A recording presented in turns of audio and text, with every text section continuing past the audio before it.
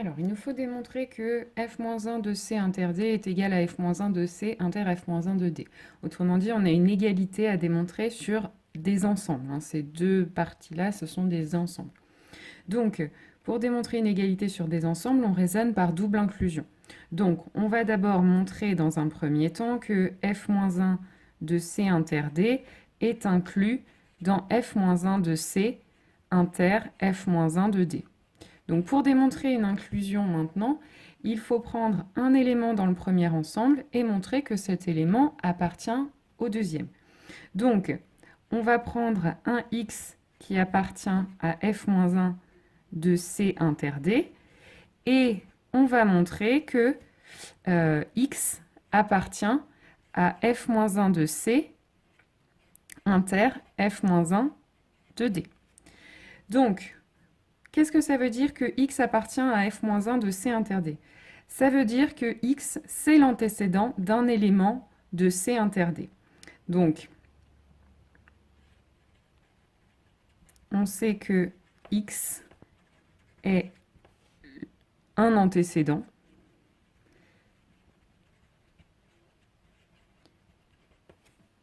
d'un élément y qui appartient à C inter D. Donc, si y appartient à C inter D, qu'est-ce que ça veut dire? De deux choses l'une, ça veut dire que y appartient à C et y appartient à D. Donc, comme y appartient à C, eh bien, ça veut dire que x, c'est l'antécédent d'un élément y qui appartient à C. Donc, x appartient à f-1 de C. Et de la même façon, comme y appartient à D, eh bien, ça veut dire que x est un antécédent d'un élément y qui appartient à D. Donc, x appartient à f-1 de D. Et donc, finalement, x appartient à f-1 de C et à f-1 de D. Donc, finalement, x appartient à f-1 de C inter f-1 de D. On a donc démontré notre première inclusion. On va donc maintenant montrer la deuxième, à savoir que f-1 de C inter f-1 de D est inclus dans f-1 de C inter D. Donc de la même façon, pour montrer cette inclusion, hein, on va prendre un x qui appartient à f-1 de C inter f-1 de D et on montre que x appartient à f-1 de C inter D. Alors, qu'est-ce que ça veut dire que x appartient à f-1 de C inter f-1 de D? Donc déjà, ça veut dire que x appartient à f-1 de C et x appartient à f-1 de D. Donc déjà, qu'est-ce que ça veut dire que x appartient à f-1 de C? Ça veut dire que x est un antécédent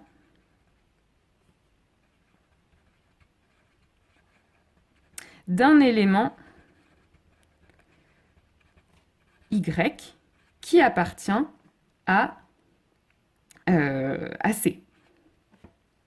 Et en plus, ça veut dire aussi, maintenant, comme x appartient à f-1 de D, ça veut aussi dire que x est un antécédent d'un élément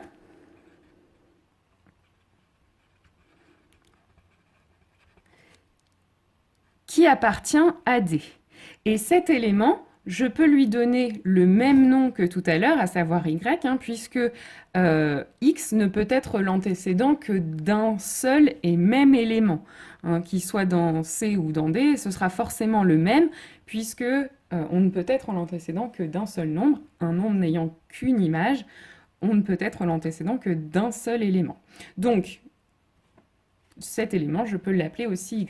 Et donc ce y, il appartient à la fois à C et à la fois à D.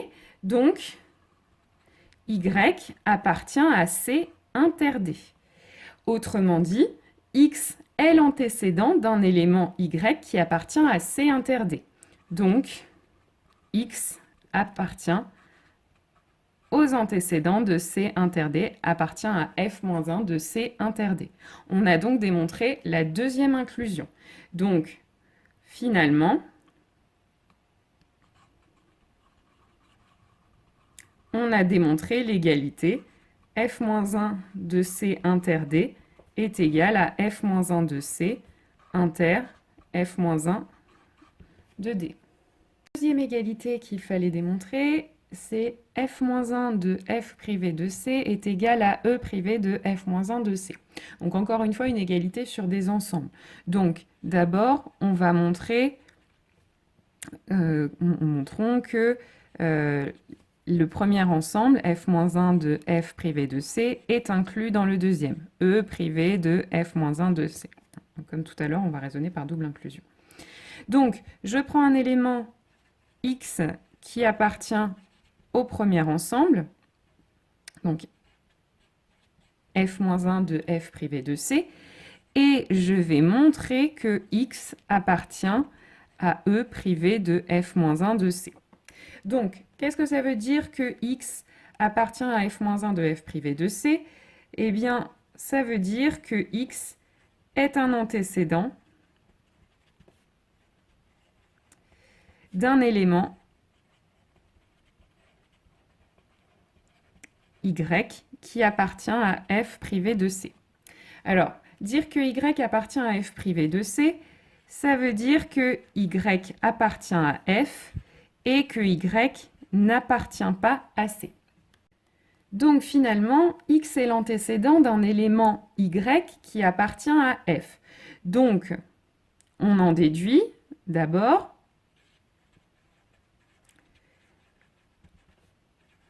que X appartient à F-1 de F. Et puis, deuxième chose, Y n'appartient pas à C. Donc, ça veut dire que X est l'antécédent d'un élément qui n'appartient pas à C. Donc, ça veut dire que notre X ne peut pas être l'antécédent d'un élément de C, puisque, je vous rappelle, si X est l'antécédent de Y, il ne peut pas être l'antécédent d'un autre nombre. Donc, ça veut dire que il ne pourra pas être l'antécédent d'un élément de C. Et donc, X n'appartient pas à F-1 de C. Et maintenant, pour terminer, pour conclure, il faudrait démontrer qu'en fait, X appartient à E et X n'appartient pas à F-1 de C. C'est ça qu'il faut arriver à démontrer. On a déjà démontré que X n'appartient pas à F-1 de C, il nous manque juste à démontrer que X appartient à E. Mais en fait, il faut se rappeler que F, c'est l'ensemble d'arrivée de notre application. Donc ça veut dire que les antécédents des éléments de F, c'est quoi cet ensemble? Ce sont tous les éléments qui sont dans E. Donc en fait, quand j'écris F-1 de F, c'est la même chose que d'écrire E. Ces deux ensembles-là sont égaux. Donc, finalement, j'ai bien démontré que X appartient à E privé de F-1 de C. Donc, on a notre première inclusion. On va maintenant démontrer la deuxième. Donc, il faut démontrer que E privé de F-1 de C est inclus dans F-1 de F privé de C. Donc, je prends un X qui appartient à E privé de F-1 de C et je montre que X appartient à F-1 de F privé de C. Donc, qu'est-ce que ça veut dire que X appartient à E privé de F-1 de C? Ça veut dire que X appartient à E et X n'appartient pas à F-1 de C. Or, qu'est-ce que ça veut dire que X appartient à E? Ça veut aussi dire que X, c'est l'antécédent d'un élément de F. Ben oui, je vous rappelle que l'application F va de E dans F. Donc, si X appartient à l'ensemble de départ, il est forcément l'antécédent d'un élément de f, puisque tous les éléments de E ont une image par f, réciproquement. Ça veut dire que tous les x qui sont dans E sont les antécédents d'un élément de f. Donc, deux choses. X est l'antécédent d'un élément y qui appartient à f. Et, deuxième chose, x n'appartient pas à f-1 de c. Ça veut dire que x n'est pas l'antécédent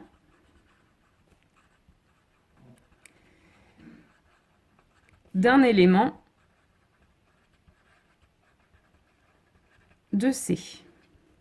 Donc, ça veut dire que x est l'antécédent d'un élément y, mais que par contre, ce n'est pas l'antécédent d'un élément de C. Ça veut donc dire que ce y, il est effectivement dans F, mais il ne peut pas être dans C. Parce que s'il était dans C, ça voudrait dire que x est l'antécédent de y qui est un élément de C. Donc ça, c'est pas possible. Donc finalement, ça veut dire que notre y, il appartient à f privé de c. Autrement dit, x est l'antécédent de y qui appartient à f-1 de c, donc x appartient à f-1 de f privé de c. Et donc, finalement, on a bien démontré la deuxième inclusion. Donc, finalement, on a montré l'égalité. f-1 de f privé de c est égal à e privé de f-1 de c. Alors, premier exercice de cette nouvelle fiche, Annie et Arthur sont frères et sœurs. Annie a autant de frères que de sœurs, mais Arthur a 2 fois plus de sœurs que de frères. Combien y a-t-il d'enfants dans cette famille? Donc, pour répondre à ce problème, on va utiliser des équations et donc on a besoin dans un premier temps de poser les inconnus. Donc, il y a plusieurs possibilités, mais ici, on nous parle de frères, de sœurs, de filles, de garçons. Donc, ce que je vais faire, c'est que je vais appeler x le nombre de filles dans la famille, et puis je vais appeler y le nombre de garçons dans la famille. Donc, attention, le nombre de filles et de garçons. Donc, la première chose qu'on nous dit, c'est que Annie a autant de frères que de sœurs. Donc, combien elle a de frères? Elle en a Y. Elle en a autant qu'il y a de garçons dans la famille. Et combien elle a de sœurs? Des sœurs, elle en a x-1, puisque parmi toutes les filles, il y a elle aussi. Donc, des sœurs, il y en a x-1. Donc, déjà, la première chose qu'on peut écrire, si elle a autant de frères que de sœurs, c'est que son nombre de sœurs, x-1, est égal à son nombre de frères, y. Ensuite, deuxième chose qu'on nous dit, c'est que Arthur a 2 fois plus de sœurs que de frères. Or, combien il a de frères? De la même façon, il en a y-1. Et combien il a de sœurs? Il en a x. Donc, s'il a 2 fois plus de sœurs que de frères, ça veut dire que pour avoir l'égalité, donc je sais qu'il a y-1 frères, et x sœurs. Donc pour avoir l'égalité entre les frères et les sœurs, s'il a 2 fois plus de sœurs, ça veut dire qu'il faut que je multiplie, pour avoir l'égalité, le nombre de frères par 2. Si je multiplie le nombre de frères par 2, j'obtiens le nombre de sœurs. Donc finalement, on a le système suivant. Donc pour répondre au problème, maintenant, il n'y a plus qu'à le résoudre. Alors, pour le résoudre, je vais utiliser la méthode que vous avez vue en cours du pivot de Gauss. Donc, je vais dans un premier temps mettre toutes les variables à gauche. Donc, dans la première ligne, ça donne x moins y. Et toutes les constantes à droite. Donc, dans la première ligne, ça donne égal 1. Même chose si je fais la même chose dans la deuxième ligne. Je passe le x à gauche, ça me fait moins x. Et puis, je développe ma parenthèse, donc ça me fait plus 2y. Et si je développe, ça va me faire moins 2. Donc, si je passe la constante de l'autre côté, ça va me faire 2. Donc voilà, ce premier système revient à celui-ci. Et maintenant, la méthode du pivot consiste à dire que je dois me débarrasser à partir de la deuxième ligne, donc là il n'y a que deux lignes, donc sur la deuxième ligne, je dois me débarrasser de la première variable, donc du x ici. Donc pour ça, je vais en fait additionner la ligne 1 et la ligne 2. Donc ce système revient alors à x moins y égale 1, sa première ligne, je la recopie, et puis là j'additionne mes deux lignes, donc x moins x, il me reste 0. Hein, c'était le but, je voulais me débarrasser du x, donc en additionnant ces deux lignes, ça se fait. Et ensuite, moins y plus 2y, ça me fait y. Et je fais la même chose de l'autre côté, 1 plus 2, 3. Donc finalement déjà, on a trouvé notre y. Y égale 3. Et donc maintenant, je vais faire ce qu'on appelle la remontée. Donc j'ai déjà trouvé mon y. Pour avoir le x, je n'ai plus qu'à remplacer le y par 3 dans la première ligne. Et donc ça va me donner x égale 4 et y égale 3. Donc finalement, dans cette famille, il y a 4 filles et il y a 3 garçons. Donc finalement, il y a 7 enfants dans la famille. Donc dans le deuxième problème, il s'agit d'équilibrer une réaction chimique, donc, que j'ai rappelé ici. Et donc l'idée, c'est de trouver les entiers naturels strictement positifs A, B, C et D qui équilibrent la réaction, c'est-à-dire qui permettent d'obtenir le même nombre d'atomes de chaque élément au début et à la fin de la réaction.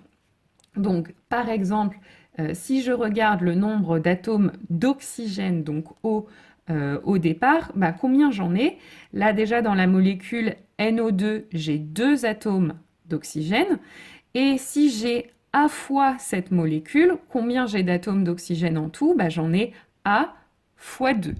D'accord? Donc ça me donne 2A.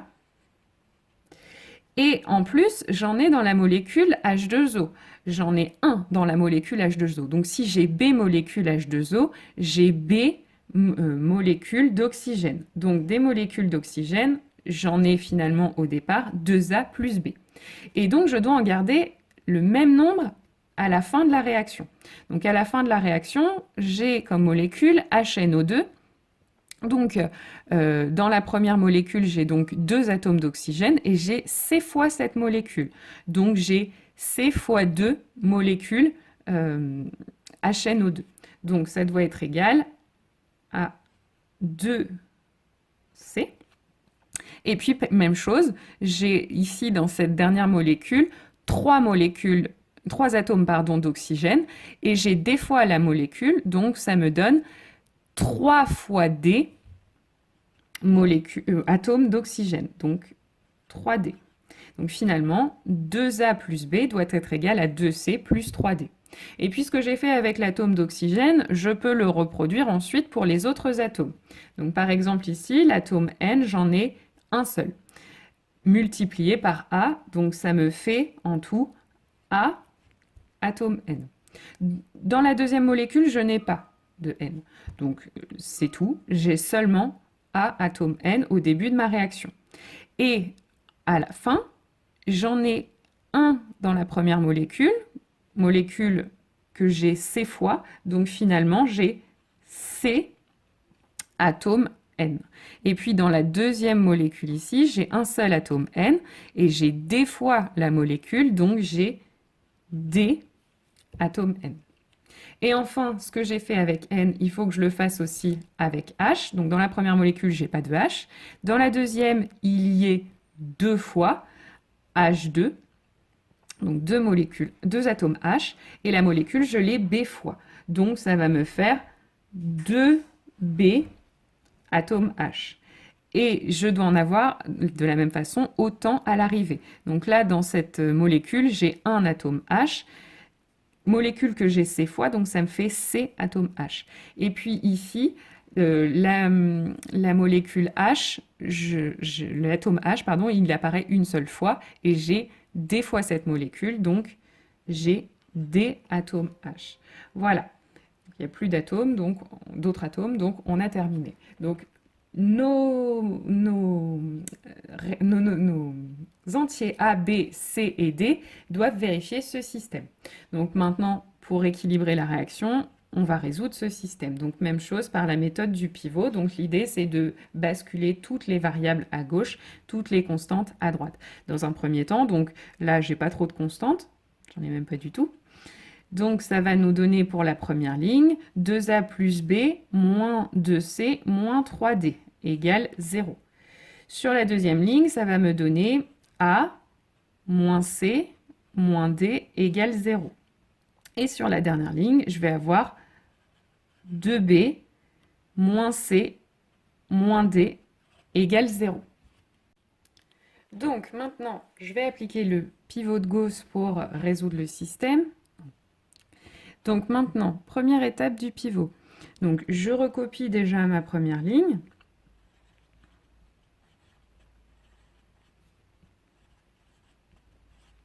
Et donc l'idée maintenant, c'est de faire disparaître la première variable sur les lignes suivantes du système. Donc là, de faire disparaître le A sur cette ligne. Bon, sur la troisième, il n'y aura rien à faire puisqu'il n'y a pas de A.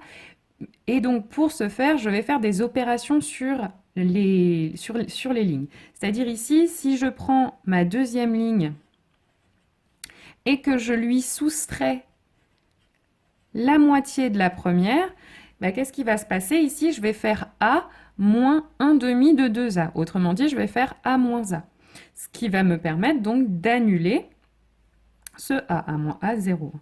Et ensuite, je continue évidemment à faire cette opération sur le reste de ma ligne. Donc là, je vais faire 0 moins 1 demi de B. Donc ça va me faire moins 1 demi de B.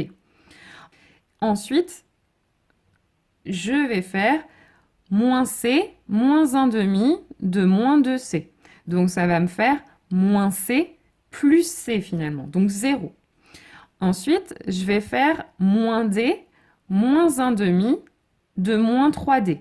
Donc ça va me faire moins D plus 3 demi de D. Donc ça va me faire plus 1 demi de D. Et puis ensuite, je fais 0 moins 1 demi de 0. Donc ça me fait 0. La dernière ligne, je l'ai dit tout à l'heure, hein, il n'y a pas de A, donc en fait, on va la recopier telle qu'elle. Et dernière étape, maintenant, je vais continuer en essayant de faire disparaître cette fois-ci la deuxième variable sur la troisième ligne de mon système. Donc en fait, les deux premières lignes, je n'y touche pas. 2A plus B moins 2C moins 3D égale 0. Et donc, moins 1 demi de B plus 1 demi de D égale 0. Et donc, sur ma dernière ligne, j'essaye de faire disparaître la variable B. Et pour ça, je vais me servir de ma deuxième ligne cette fois-ci.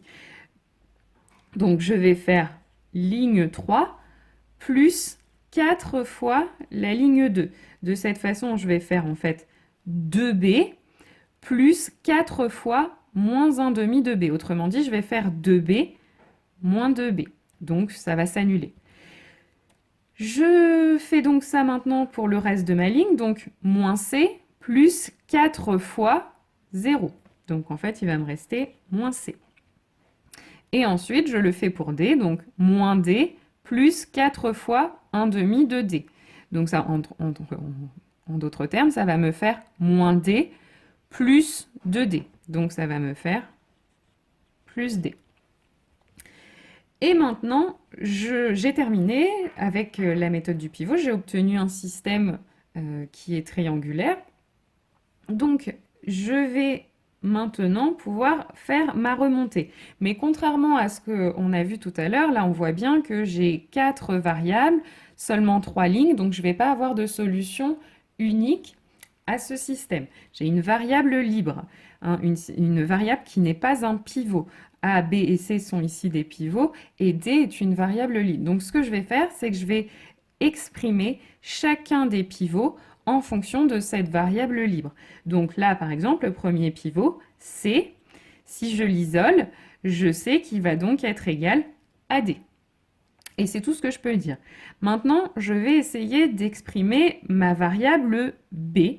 Donc cette fois-ci, c'est la même chose, hein, j'isole. Donc ça va me donner, je passe mon 1 demi de D de l'autre côté, donc moins 1 demi de B égale moins 1 demi de D, autrement dit, B égale D. Et pour la variable A, je fais la même chose. Donc là, je vais avoir 2A qui va être... ensuite, j'y ajoute B. Donc B, on a vu que c'était la même chose que D. Donc je peux écrire à la place de plus B, je peux écrire plus D. C, on a vu que c'était aussi égal à D. Donc plutôt que d'écrire moins 2C, je peux écrire moins 2D. Et puis moins 3D égale 0. Donc finalement, ça va me donner 2A. Et ici, je vais avoir plus D moins 2D, ça me fait moins D. Moins 3D, ça va donc m'en faire moins 4 en tout. Si je passe de l'autre côté, ça va me faire 2A égale 4D. Autrement dit, A égale 2D. Puis B égale D et C égale D. Donc finalement, voilà, on a fini la méthode du pivot. Et donc, ce qu'on peut conclure, c'est que les solutions de ce système, c'est l'ensemble des quadruplés A, B, C, D, où A doit être égal en fait à 2D, B doit être égal à D, C aussi. Et ce D doit, je vous le rappelle, être un entier naturel non nul. Donc voilà les solutions du système qu'on avait à résoudre. Alors ensuite, pour répondre complètement à l'exercice, on vous demandait de déterminer les entiers les plus petits possibles qui équilibrent la réaction. Donc finalement, la solution pour répondre à l'exercice, à l'équilibre de la réaction, il faut que A soit égal, en fait il faut prendre D égale 1 finalement. Donc il faut que A soit égal à 2, B soit égal à 1, C soit égal à 1 et D soit égal à 1 également. Donc dans le dernier problème, le troisième problème, vous avez une fonction polynôme de degré 3 sur R qu'on écrit sous la forme A3 x au cube plus A2 x au carré plus A1 x plus A0. Où A3, A2, A1 et A0 sont des réels qu'il faut déterminer. Et il faut les déterminer pour qu'ils satisfassent 4 conditions. f de 1 égale 4, f de moins 1 égale 0, f de moins 2 égale 5, f de 2 égale 15. Or, si je regarde la première condition, f de 1 égale 4, f de 1, si je le calcule en utilisant l'expression de la fonction donnée, c'est en fait A3 fois 1 au cube, plus A2 fois 1 au cube, plus A1 fois 1, plus A0. Donc c'est-à-dire ça donne A3 plus A2 plus A1 plus A0. Donc en fait, A3 plus A2 plus A1 plus A0 doit donc être égal à 4. Même chose avec la deuxième condition, f de moins 1 égale 0. Donc si je calcule f de moins 1 avec l'expression de la fonction, ça me donne moins A3 plus A2 moins A1 plus A0. Et donc tout ça doit être égal à 0. Même chose avec f de moins 2 égale 5. Je calcule f de moins 2, ça me donne moins 8A3 plus 4A2 moins 2A1 plus A0. Ça doit donc être égal à 5. Et enfin, f de 2 égale 15, donc je dois avoir 8A3 plus 4A2 plus 2A1 plus A0 qui doit être égal à 15. Et donc, on a le système suivant à résoudre. Donc, on va le résoudre par la méthode du pivot. Donc, la première ligne, je n'y touche pas, je la conserve, puisque j'ai mon premier pivot A3 qui apparaît. Et donc, l'idée maintenant, ça va être de faire disparaître le A3 sur les lignes suivantes du système. Donc pour la deuxième ligne, il suffit de faire L2 plus L1, ligne 2 plus ligne 1. Si j'ajoute ces deux lignes, le A3 va disparaître. Donc le A3 disparaît, on vient de le dire, donc je n'ai plus rien ici.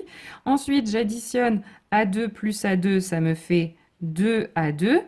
Moins A1 plus A1, ça va me faire 0. Et enfin, A0 plus A0, ça va me faire plus 2A0. Et ensuite, je fais 0 plus 4, donc égale 4. Ensuite, sur la ligne 3, pour le faire disparaître mon moins 8 à 3, il faut en fait ajouter 8 fois la ligne 1. Donc je vais faire L3 plus 8 L1. Donc là, ça va me faire moins 8 à 3 plus 8 à 3. Le A3 disparaît, c'était ce qui était voulu. Ensuite, 4 à 2 plus 8 à 2. Donc ça me fait 12 à 2.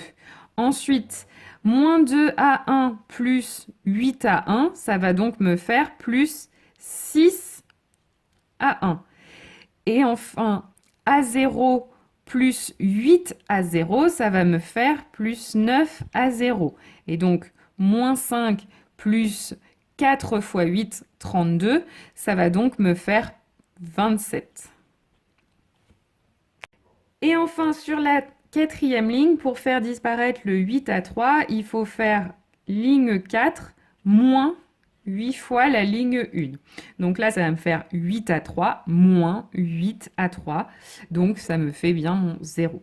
Et donc ensuite, je fais la même chose sur le reste de la ligne. Donc 4 à 2 moins 8 à 2. Ça va donc me faire moins 4 à 2. Ensuite, j'ai 2 à 1 moins 8 à 1. Donc ça me fait moins 6 à 1. Et A0 moins 8 à 0, ça va donc me faire moins 7 à 0. Et je fais la même chose aussi dans mon deuxième côté.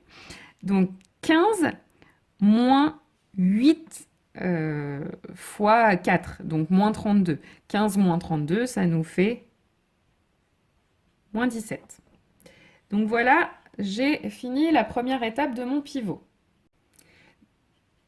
Donc maintenant, deuxième étape, donc je recopie les deux premières lignes sur lesquelles il n'y a plus rien à faire.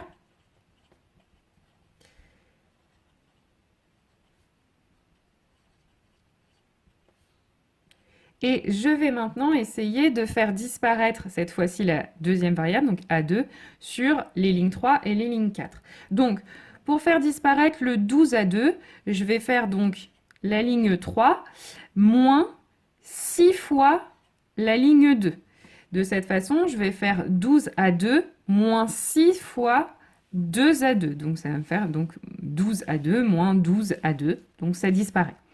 Je continue ensuite. J'ai 6 à 1 moins 6 fois 0. Donc en fait, il va me rester seulement 6 à 1.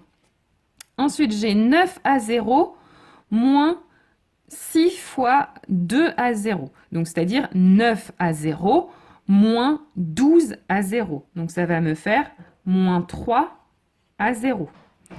Et enfin, j'ai 27 moins 6 fois 4. Donc ça va me faire 27 moins 24. Donc ça va me faire 3.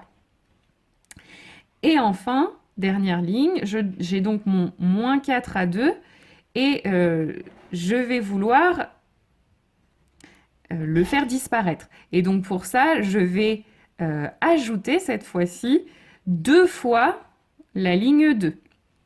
De cette façon, je vais avoir moins 4 plus 2 fois 2 à 2, donc moins 4 à 2 plus 4 à 2, ça va donc me faire 0 et je fais disparaître le A2, c'est ce que je voulais. Ensuite, je fais moins 6 à 1 plus 2 fois 0, donc ça me fait toujours moins 6 à 1. Et je vais faire moins 7 à 0 plus 2 fois 2 à 0. Donc ça me fait moins 7 à 0 plus 4 à 0. Donc moins 3 à 0. Et ça va être égal donc à moins 17 plus 2 fois 4. Donc moins 17 plus 8, ça me fait moins 9. Et enfin, je vais devoir maintenant donc recopier mes 3 premières lignes sur lesquelles je ne vais rien faire.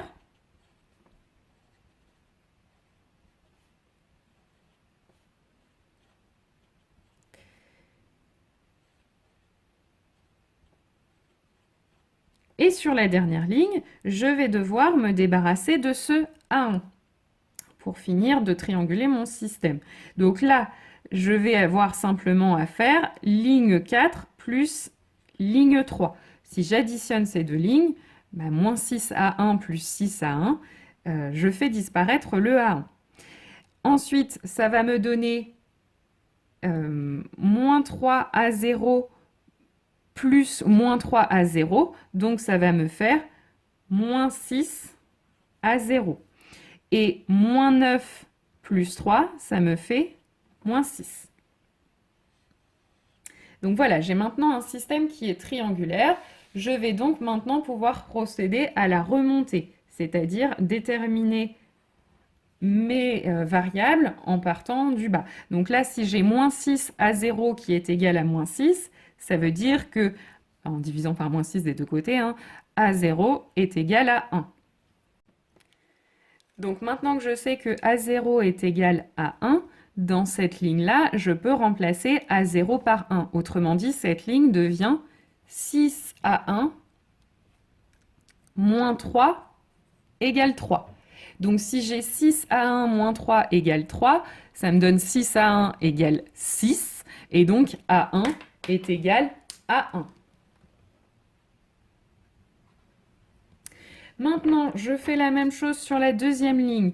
J'ai donc 2A2 plus 2A0 égale 4, mais A0 est égal à 1. Donc ça me donne 2A2 plus 2 fois 1, donc 2, égale 4. Je passe le 2 de l'autre côté, ça me fait donc 2A2 égale 2. Donc A2 est égal à 1 également. Et enfin, sur la première ligne, je dois déterminer A3 plus A2 qui fait 1, donc plus 1, plus A1 qui fait 1, donc plus 1, plus A0 qui fait 1, donc plus 1, égale 4. Autrement dit, j'ai A3 plus 3 égale 4. Autrement dit, A3 est égal à 1. Et donc finalement, voilà la solution de mon système. Et donc finalement, f de x, c'est la fonction 1 x au cube, donc x au cube, plus 1 x au carré, donc plus x au carré, plus 1x, donc plus x, plus 1.